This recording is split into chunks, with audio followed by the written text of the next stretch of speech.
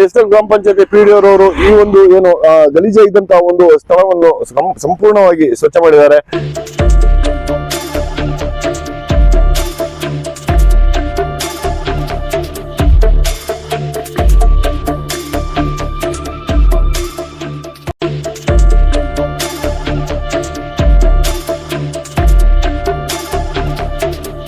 Hi hello news ಕನ್ನಡಕ್ಕೆ ಸ್ವಾಗತ. ನಾನು ಅಲ್ತಾಫ್ ಬಿಳುಗುಳ. ನೀವು ವೀಕ್ಷಿಸ್ತಾ ಇದ್ದ ನ್ಯೂಸ್ ಕನ್ನಡ, ಇದು ಜನಸಾಮಾನ್ಯರ ಧ್ವನಿ.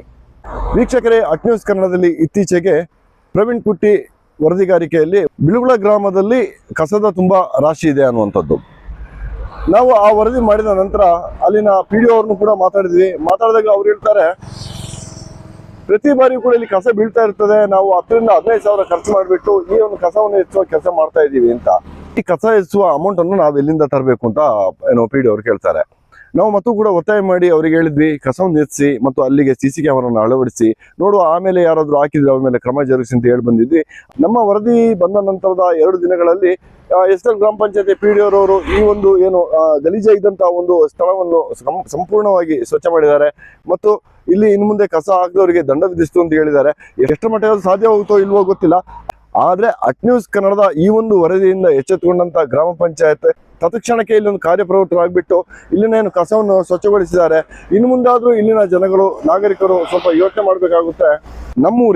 ನಮ್ಮ ಊರಿನಲ್ಲಿ ಕಸಗಳು ತುಂಬಿ ರೋಗ ರುಜಿನಗಳು ಬಂದ್ರೆ ಯಾರಿಗೆ ಸಮಸ್ಯೆ? ನಮಗೆ ಸಮಸ್ಯೆ. ಇಲ್ಲಿ ಓದ್ತಾ ಇರುವಂತ ಮಕ್ಕಳು, ಇಲ್ಲಿ ತಿರುಗಾಡುವಂತ ಜನಗಳು ಕೂಡ ಎಲ್ಲ ನಮ್ಮವರೇ. ಇಲ್ಲಿ ಕಸಗಳು ತುಂಬಿ ಇಲ್ಲಿ ಗಲೀಜಾಗಿ ಕಾಯಿಲೆ ಕಸಗಳು ಬಂತು ಅಂತ ಹೇಳಿದ್ರೆ ಕೊನೆಗೆ ಅನುಭವಿಸೋರು ನಾವೇ. ಇವತ್ತು ಗ್ರಾಮ ಪಂಚಾಯತ್ ಈ ಒಂದು ನಾವುಗಳು ಮಾಡಿದ ತಪ್ಪು ಅಥವಾ ಜನಸಾಮಾನ್ಯರು ಮಾಡಿದ ತಪ್ಪಿಂದಾಗಿ 15,000 ಖರ್ಚು ಮಾಡಿ ಈ ಒಂದು ಕಸವನ್ನ ಎತ್ತಿಸಿದ್ದಾರೆ ಅಂತ ಹೇಳಿದ್ರೆ, ಈ 15,000 ಸರ್ಕಾರದ ಹಣ ಸುಮ್ಮನೆ ಪುಕ್ಕಟಾಗಿ ಪೋಲಾಗೋಯ್ತು.